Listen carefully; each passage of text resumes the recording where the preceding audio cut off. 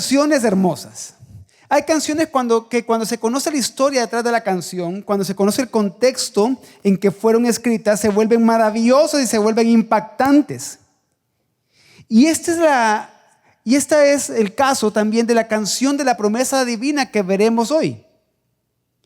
Y la historia detrás de esta canción es la historia de un matrimonio, de un sacerdote que se llamaba Zacarías y su esposa llamada Elizabeth. Algo interesante son los nombres, ¿qué significaban los nombres de ellos? Bueno, Zacarías significaba Dios recuerda y Elizabeth significaba Dios es fiel. Pero además de sus nombres, algo que los caracterizaba a ellos era que ellos no tenían hijos porque Elizabeth era estéril y ambos eran de edad avanzada. Pero un día, mientras Zacarías, quien era un sacerdote, estaba sirviendo dentro del templo, se le aparece un ángel del Señor. Y ante el temor de Zacarías al ver un ángel, ante el miedo que él tenía, el ángel le dice que no temas, porque la petición de Zacarías había sido escuchada por Dios. Su esposa Elizabeth daría a luz un hijo que Zacarías debía nombrar a Juan, que significa Dios es misericordioso. Le dijo también que tendría gran gozo y alegría y muchos se alegrarían de su nacimiento. Porque él sería grande ante los ojos del Señor, lleno del Espíritu Santo aún desde el vientre de su madre. Él sería un hombre que tendría el espíritu y el poder de Elías, porque él prepararía a la gente para la venida del Señor. Pero Zacarías le respondió al ángel incrédulo: ¿cómo puedo estar seguro de que ocurrirá esto? Yo soy muy anciano. Mi esposa también es de edad avanzada. Zacarías, un sacerdote que conocía las escrituras y que había leído en la escritura de otros casos muy similares a los de él, estaba incrédulo. Entonces ante esto el ángel le respondió: yo soy Gabriel, estoy en la presencia misma de Dios. Fue él quien me envió a darte esta gran y buena noticia. Pero ahora, como no me creíste lo que te dije, te vas a quedar mudo. No vas a poder hablar hasta que todo eso que te conté suceda. Y pasó el tiempo y Elizabeth dio a luz a su hijo. Como acabamos de leer hace unos momentos que leía nuestro hermano Rodrigo, cuando el bebé cumplió 8 días, todos se reunieron para la ceremonia de la circuncisión. Y todos decían: Zacarías se tiene que llamar igual que su papá. Si esto es un gran acontecimiento, es un milagro de Dios, pónganle Zacarías igual que su papá. Pero Elizabeth dijo: no, se va a llamar Juan. Y le dijeron: ¿cómo es que le va a poner Juan si nadie en tu familia se llama así?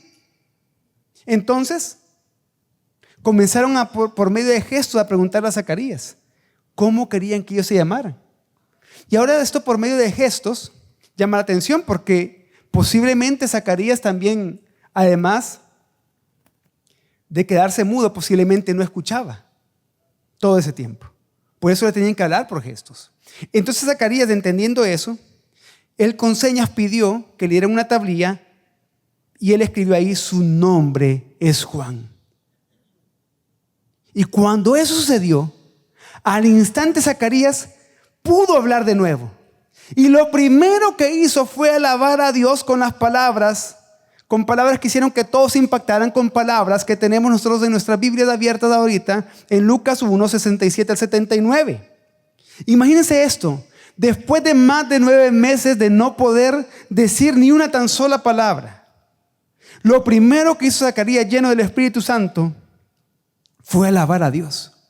Y es por eso que dice el texto de esta mañana: y su padre Zacarías fue lleno del Espíritu Santo y profetizó diciendo: bendito sea el Señor Dios de Israel, que nos ha visitado y ha efectuado redención para su pueblo, y nos ha levantado un cuerno de salvación en la casa de David su siervo, tal como lo anunció por boca de sus santos profetas desde los tiempos antiguos, salvación de nuestros enemigos y de la mano de todos los que nos aborrecen, para mostrar misericordia a nuestros padres y para recordar su santo pacto, el juramento que hizo nuestro padre Abraham, concedernos que, librados de la mano de nuestros enemigos, le sirvamos sin temor, en santidad y en justicia delante de él todos nuestros días.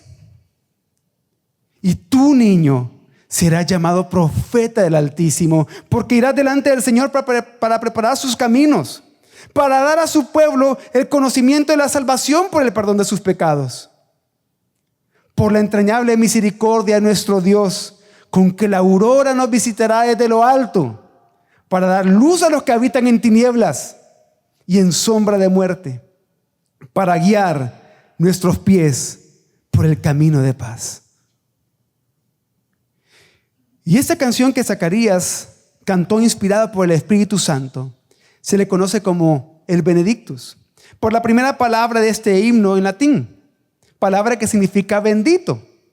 Ahora bien, la frase con la que comienza este himno, bendito sea el Señor Dios de Israel, se usaba en el Antiguo Testamento de manera muy común y se usaba única y exclusivamente para alabar y para dar gracias a Dios. Esto lo encontramos en algunas alabanzas que que están en Primera y Segunda de Crónicas, lo encontramos en varios salmos.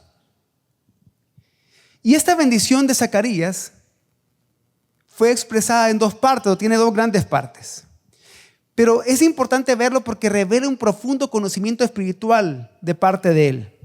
Inicialmente, él elevó su alabanza y gratitud a Dios por la venida de la salvación, y esto lo vemos en los primeros versículos 68 al 75. Pero luego en los versículos 76 al 79, vemos que él dirige palabras de bendición hacia su hijo recién nacido, hacia Juan.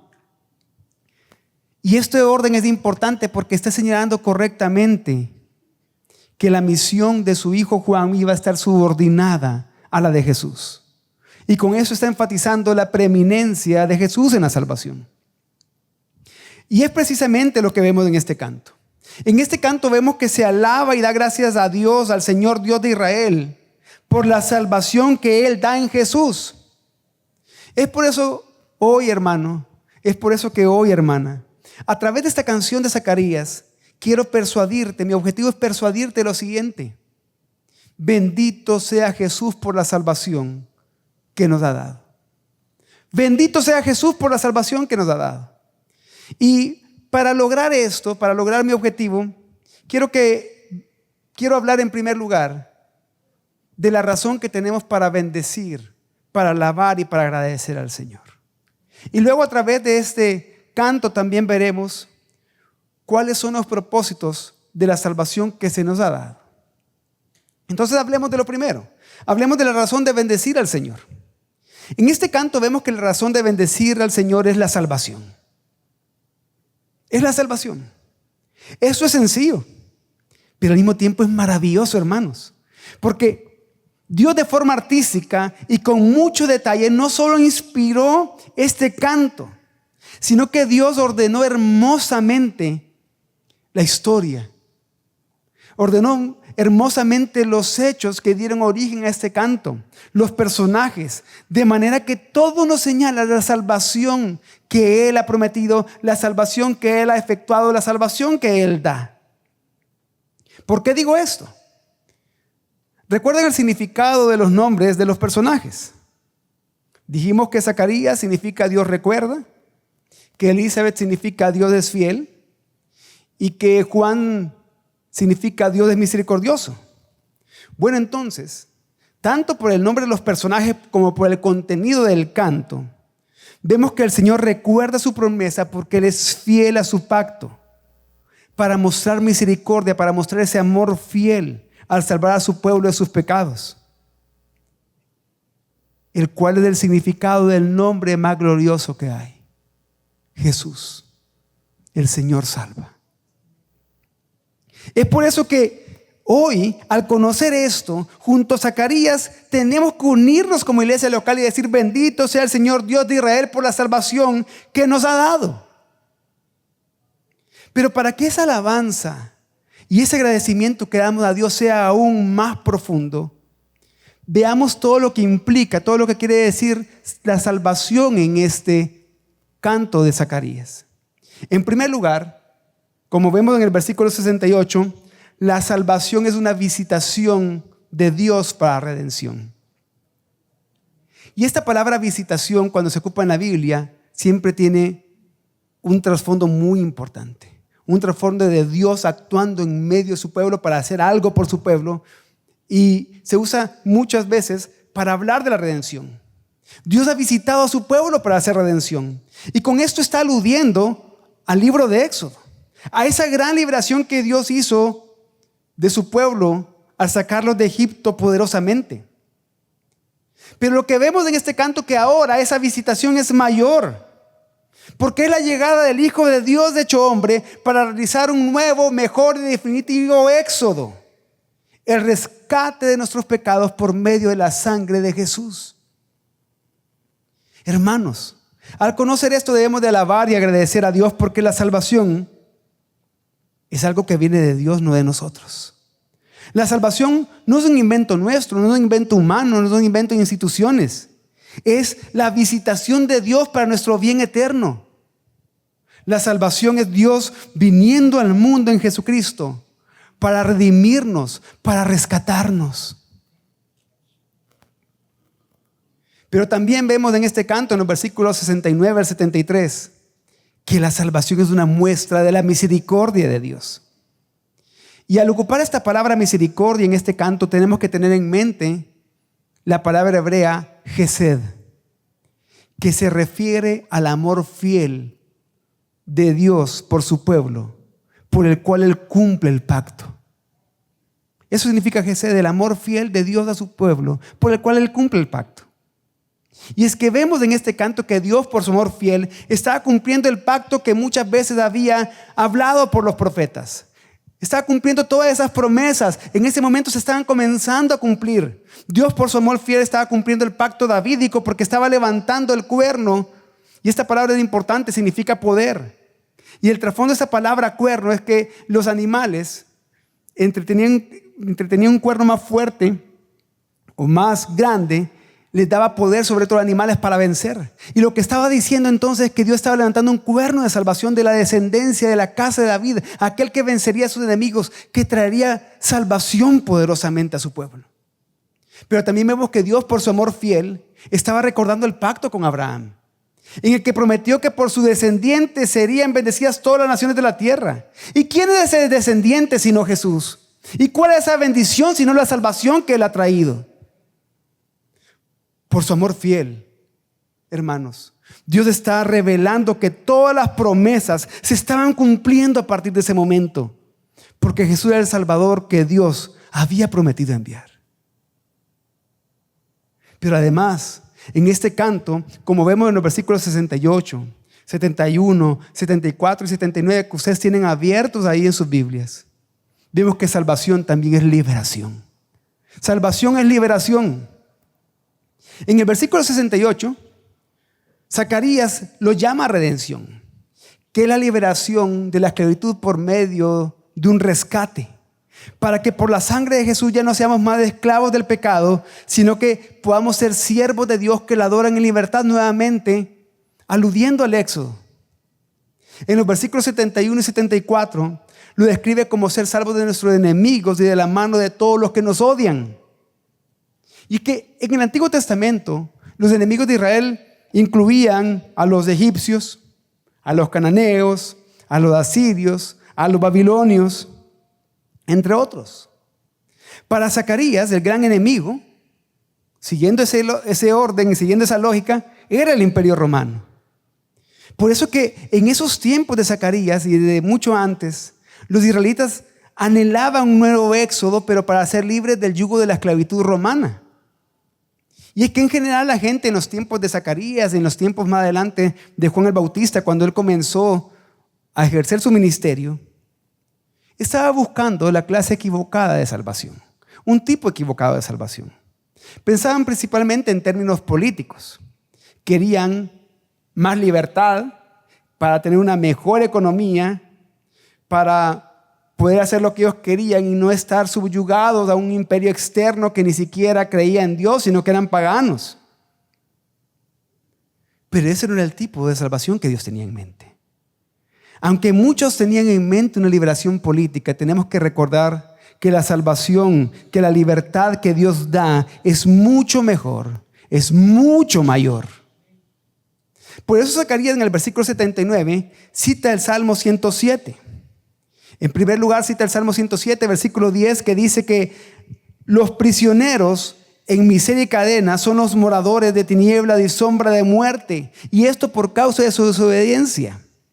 Pero después cita el Salmo 110, 14 que dice: pero que cuando estos clamaron al Señor, el Señor los sacó de las tinieblas y sombra de muerte y rompió sus cadenas. Y esto está apuntando a Cristo. A quien en esa parte del Salmo se le llama la aurora. Quien vino a liberar y a dar luz por medio de la salvación a aquellos que por su rebeldía estaban en tinieblas y en sombra de muerte. Por eso, amigo, amiga, tú que estás acá, tú que quizás has rechazado el evangelio por mucho tiempo y posiblemente nos acompañas hoy por primera vez o vienes desde hace algunas semanas de estar escuchando la palabra de Dios predicada acá. A ti me quiero dirigir hoy. ¿Te has sentido preso de tus propios afanes? ¿Preso de seguir lo que el mundo dice? ¿Prisionero de tus vicios y adicciones? ¿Te has sentido incluso prisionero de tus propios placeres? Y en estas fechas, esa sensación probablemente va a ser más fuerte, se va a incrementar. Porque te vas a dar cuenta que hay muchos a tu alrededor que quizás con alegría y con gozo ven estas fechas. Pero tú sigues estando preso. Y aunque puedas sonreír por fuera y aunque puedas celebrar por fuera, por dentro continúas preso de eso. Continúas encadenado a eso. ¿Te has sentido alguna vez que no importa lo que hagas, que en vez de ser libre, continúas en cadenas? Que después de probar hobbies, de probar pasatiempos, de probar estudios, de probar maestrías, de probar religiones, sigues preso en cadenas. ¿Te has sentido así? Quiero decirte que es porque lo estás. Es porque eres prisionero y estás en cadenas. Por causa de tu rebeldía, el evangelio es de habitante de tinieblas y es de habitante de sombra de muerte. Estás prisionero en la miseria y cadenas de tu propio pecado y desobediencia a Dios. Pero la buena noticia para ti hoy es que en Cristo la aurora vino a liberar y dar luz por medio de la salvación a aquellos que por su rebeldía estaban en tinieblas y sombra de muerte. Para que ya no camines en esos afanes de angustia que trae el pecado, sino que para que camines en paz. En la paz de ya no ser enemigo de Dios como lo eres ahora. En la paz que trae Cristo para reconciliarte con Dios por la salvación y el perdón de los pecados. Hoy es el día que puedes experimentar esa paz y ser libre. Por eso, también por último, otra cosa que implica la salvación en este canto, que lo vemos en el versículo 77, es perdón de los pecados. Al igual que el pueblo de Israel, normalmente nosotros hoy nos equivocamos de lo que realmente necesitamos. A veces pensamos que nuestras mayores necesidades son según nuestras circunstancias externas. Queremos que Dios nos salve de una mala situación laboral, de una crisis financiera, de un matrimonio con problemas, de alguna enfermedad. Y sabemos que Dios sí puede hacer algo con esas cosas que nos están afectando. Y podemos orar a Dios por su ayuda. Pero nuestra necesidad más grande, hermanos, tiene que ver con nuestro pecado. Y lo que pasa es que lo que vemos en la Biblia, lo que vemos en el Evangelio, lo que vemos en este canto es que Dios vino a salvarnos de nuestros pecados, a perdonar nuestros pecados. Vino a darnos perdón. Necesitamos de ese perdón y estar conscientemente recordando que somos perdonados por Dios. Y es que, hermanos, en nuestras vidas no puede haber una transformación real sin que primero haya una regeneración espiritual, un nuevo nacimiento que nos va a guiar a la fe en Jesucristo y al perdón de nuestros pecados. Primero Dios tiene que limpiar por dentro antes de limpiarnos por fuera. Y con esto quiero decir que antes de procurar vivir vidas correctas, necesitamos primero y más que cualquier otra cosa, tener una relación correcta con Dios. Y una relación correcta con Dios solo viene por el perdón de nuestros pecados, aquello que hemos obtenido en Cristo los que somos hijos de Dios, y aquello que Dios te ofrece si tú ahora no estás en Cristo. Y tenemos que recordar que solo tuvimos perdón por nuestros pecados porque Jesucristo murió por nuestros pecados y murió para darnos salvación. Ese es el motivo por el cual Él encarnó y recordamos la encarnación en estas fechas. Porque un bebé nació. Un bebé que es perfectamente hombre y perfectamente Dios nació para que al pasar del tiempo Él muriera para darnos perdón por nuestros pecados. Y esa es la noticia más maravillosa que podemos recibir. Es la necesidad más grande que ha sido suplida por Dios a nuestro favor. ¡Qué gran salvación la que Jesús nos ha dado! Él nos ha visitado para mostrar misericordia, librándonos de la esclavitud y rebeldía al perdonar nuestros pecados. Hermanos, alabemos y demos gracias a Dios. Demos gracias a Jesús porque Él nos ha visitado. Él encarnó para redimirnos, para liberarnos, para salvarnos. Hermanos, bendigamos a Dios porque en Cristo somos parte de un linaje que hereda la promesa del pacto hecha a Abraham.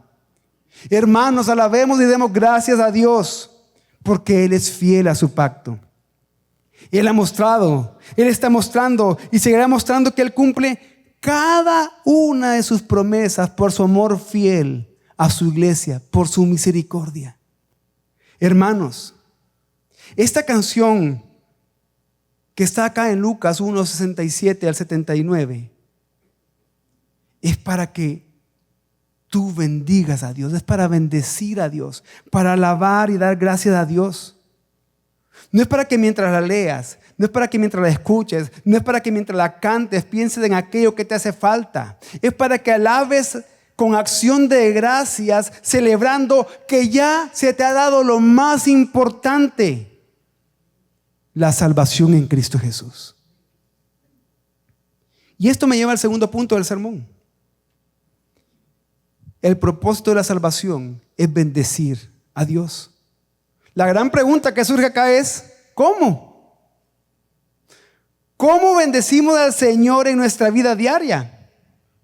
Y la canción de Zacarías la responde, el Benedicto la responde. Bueno, en primer lugar, bendecimos al Señor sirviéndole. Pero ¿cuál es la manera de servir a Dios? Los versículos 74 y 75 dicen, concedernos que, librados de la mano de nuestros enemigos, les sirvamos sin temor, en santidad y justicia delante de Él todos nuestros días. Jesús te ha librado de tus enemigos para que vivas sin temor, porque Él es tu Señor y de esa manera le adores sin temor. Sirve sin temor ya a las artimañas del enemigo. No quiero decir con esto que las artimañas del enemigo ya no puedan amenazar tu vida, sino que sirve sin temor porque recuerda que aquel que te salvó es aquel que te libra del maligno, como Jesús enseñó en la oración que nosotros conocemos como el Padre Nuestro. Jesús ya venció al enemigo. Así como en el Magnificat que aprendíamos la semana pasada, algo que vemos en este canto es que está saturado de las Escrituras. Hay por lo menos 33 referencias al Antiguo Testamento en este canto de Zacarías. Y esto es muy significativo porque también los textos con los que el Espíritu Santo inspira a Zacarías a cantar y que fueron registrados por Lucas de acá, hablan de las promesas de salvación que se cumplen en Cristo. ¿Y por qué esto es importante para nosotros para que podamos servir sin temor a Dios? Porque es recordando continuamente la palabra de Dios. Recordando continuamente el evangelio que nos ha salvado, que podemos servir sin temor y libres de la culpa y libres de la acusación. ¿Por qué? Porque el gran acusador nuestro, el gran acusador de nuestros hermanos ya fue arrojado del cielo, no puede tener acceso a Dios. Y como dice Apocalipsis 12:11, que nosotros vencemos por medio de la sangre del Cordero y por la palabra del testimonio. Y es porque Dios nos ha salvado, nuestra respuesta entonces tiene que ser servirle a Él en adoración, recordando su palabra, pero también glorificándola al llevar una vida santa y recta. Él nos salvó para que lo sirvamos. Y por lo tanto nuestro servicio debe ser conforme a su carácter, debe ser de acuerdo a su carácter. Él es santo y justo y tenemos que servirle de esa manera a Él. Esto implica que debemos de servir consagrándonos continuamente a Dios. ¿Qué quiere decir esto? Que nos apartamos para Dios, que reconocemos que somos de Él, porque Él nos salvó, que le pertenecemos a Él. Entonces, para consagrarnos, para vivir apartados para Dios y servir así en santidad y en justicia, debemos de examinar cada día las motivaciones de nuestro servicio. ¿Por qué le sirvo a Dios? ¿Por qué le sirvo a Dios? ¿Por qué le sirves a Dios? ¿Porque no tienes nada mejor que hacer con tu tiempo? ¿Porque te sientes solo y estás rodeado de personas en el ministerio? ¿Porque son las cosas que te gusta hacer y quieres hacer las cosas que te gusta hacer? ¿Por qué realmente le sirves a Dios? Hermano, tú le sirves a Dios porque eras pecador, eras miserable e indigno de cualquier bien de parte de Dios, pero aún así Dios te salvó y te rescató del pecado y de la muerte eterna. Y ahora le perteneces a Él y ahora por eso tú le sirves a Dios. No es tan difícil de responder cuando lo vemos a la luz del Evangelio y no a la luz de nosotros mismos. Y es que también, además de poder analizar las motivaciones de nuestro servicio, para servir a Dios sin temor, en santidad y justicia, debemos de evitar contaminarnos con todo aquello que nos impida servir de esta manera a Dios. Contaminarnos con todo aquello que va en contra del carácter de Dios. Pero al mismo tiempo debemos de acudir diariamente a Él para santificarnos, porque solo no podemos.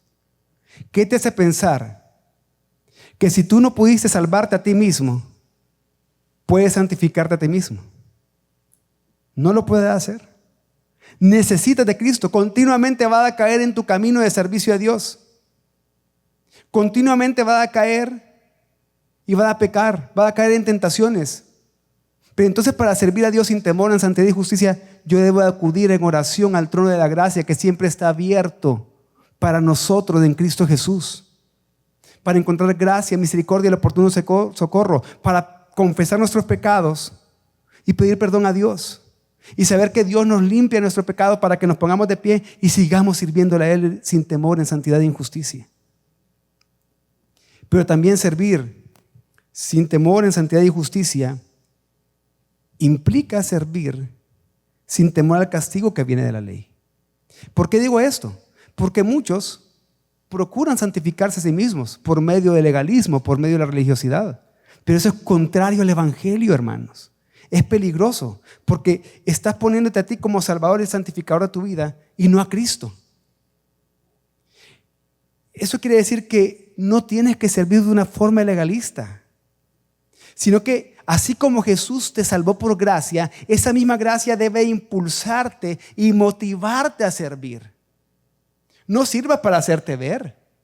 No sirvas para compararte con los demás. No sirvas solo por cumplir una lista de tareas en tu religiosidad para sentirse bien con Dios. No sirvas pensando que con eso estás ganándote el favor del Señor. Ya tienes el favor de Dios en y por Cristo, por su gracia.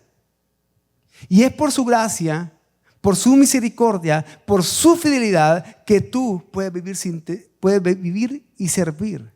Puedes vivir y adorar a Dios sin temor, en santidad y en justicia. Pero también sirve al Señor coram Deo.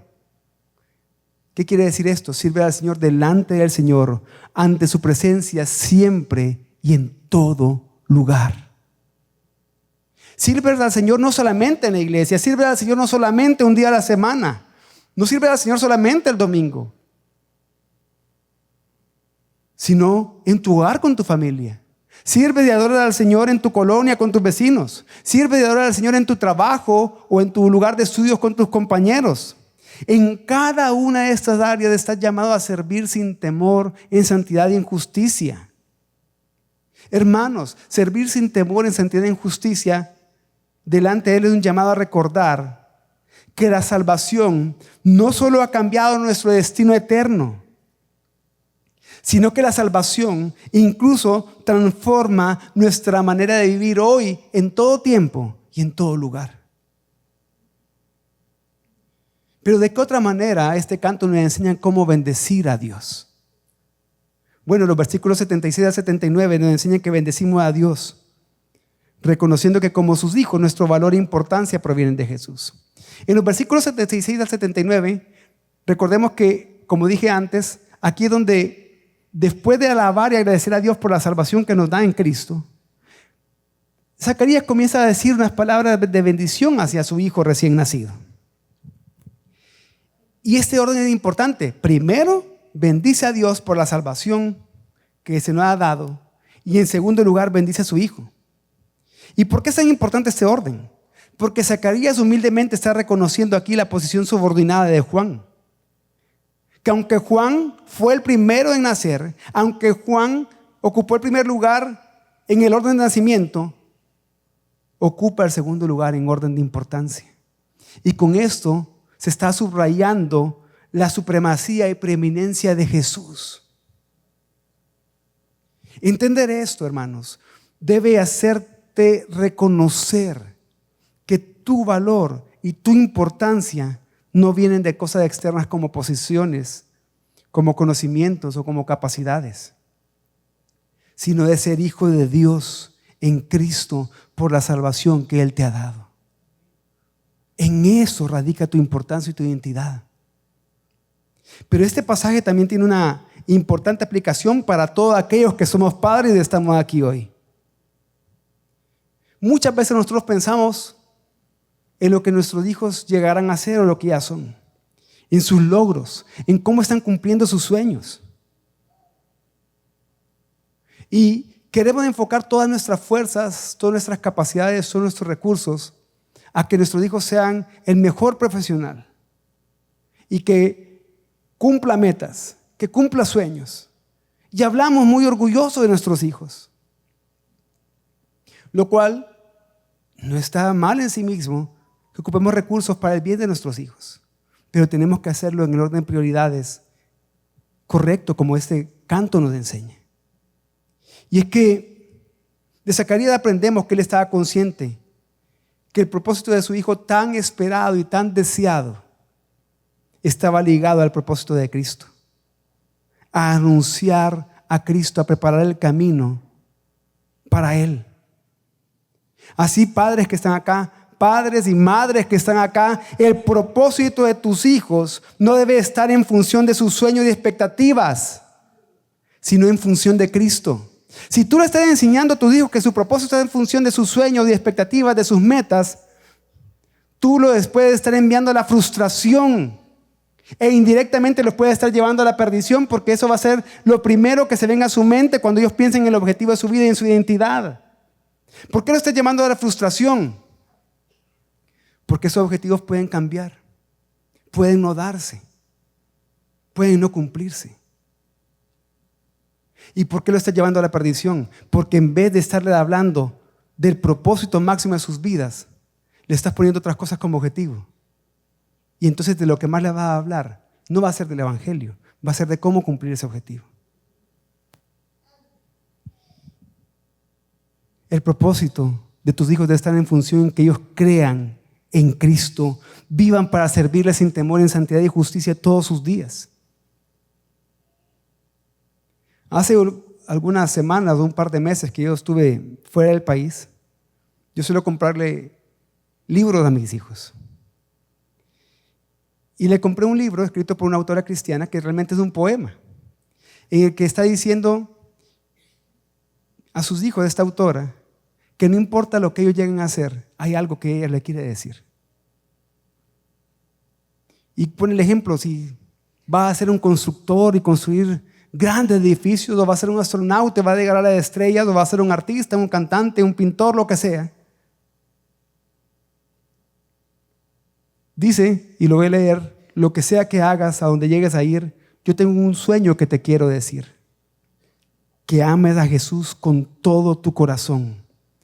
Lo que sea que hagas, que esa sea tu razón. Y eso es lo que tenemos que enseñar a nuestros hijos. pastor, ¿y si mi hijo ya está grande, ya está en la universidad o ya de un profesional? Habla con tus hijos y diles, mira, yo por ignorancia o porque no éramos cristianos o seducido por lo que el mundo enseña, te enseñé mal esta parte, hijo. Reconócelo. Te enseñé mal esta parte. Y lo más importante de tu vida no es tu profesión, no es tu empresa, no es todo lo que has alcanzado, porque esas cosas van a desaparecer. Lo más importante de tu vida tiene que ser Cristo. Cristo, Cristo y solo Cristo. Tu propósito es en Cristo porque fuiste creados por Él y fuiste salvados por Él para vivir para su gloria. Pero también, ¿de qué otra manera bendecimos a Dios según este salmo, este canto? Bendecimos a Dios al ser guiados por su luz en camino de paz, como dicen los versículos 78 y 79.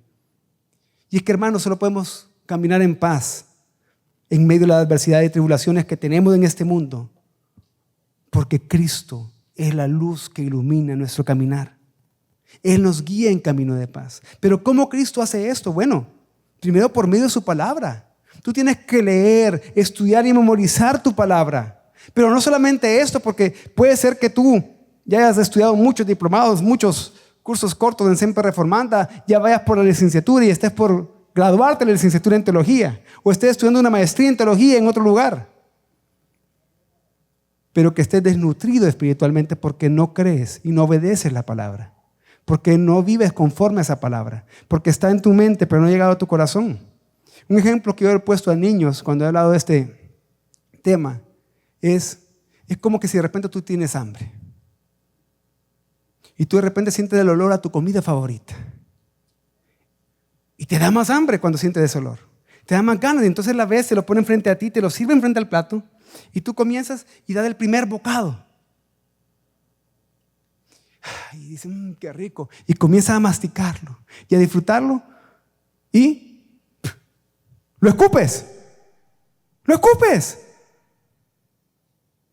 ¿Estás comiendo ahí? ¿Estás siendo alimentado? No. Lo mismo es cuando tú estudias la palabra y no la crees y no la obedeces. No te estás alimentando.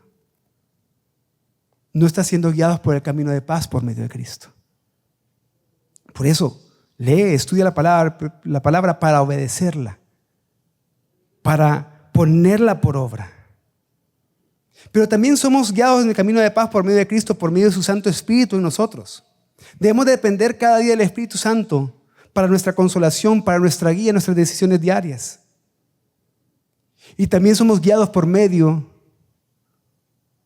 de Cristo en el camino de paz, por medio de la iglesia local en donde Él nos ha plantado.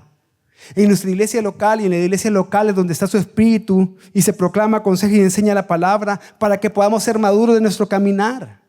Y es por eso que nosotros insistimos tanto en que te congregues, que te discipules, que tengas comunión con la iglesia local, que te involucres en un ministerio, porque sabemos que es uno de los medios de gracia por los cuales Dios te está guiando en el camino de paz.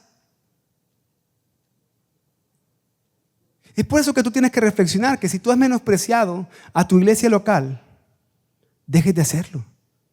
Porque es un medio de gracia que Dios mismo, el Señor que te salvó, ha dispuesto para tu madurez, para que camines en paz. Y para concluir, quiero leer el versículo 78. Ese versículo a mí realmente me impacta.